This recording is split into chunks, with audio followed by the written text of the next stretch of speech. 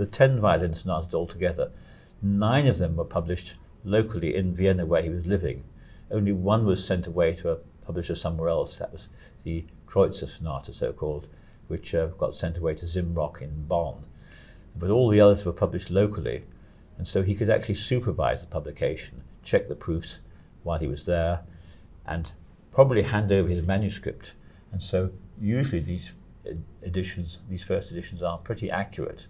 A few little slips, as you can imagine that if you're copying something, you make a few mistakes. And he might or might not notice the mistakes. And when he wrote it out originally in the manuscript, he might himself have made a few mistakes, because composers do. They forget to put in a sharp or a flat or a slur.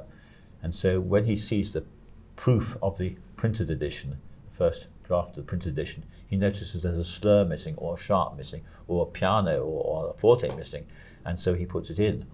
And so we get a proof correction then. And occasionally there's a wrong note in the printed edition the first time round, and he'll notice the wrong note, and if you look very carefully at a printed copy of that, you'll see that there's a little sort of alteration.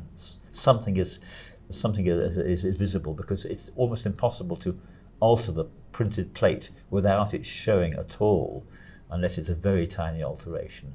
So you can, by looking at these first editions, sometimes see a little alteration of some sort. You can see what the final version is. It's often hard to make out what came before, but often there's something, you can see there's something been altered. You think, well, that doesn't match the manuscript. He's altered that at that point.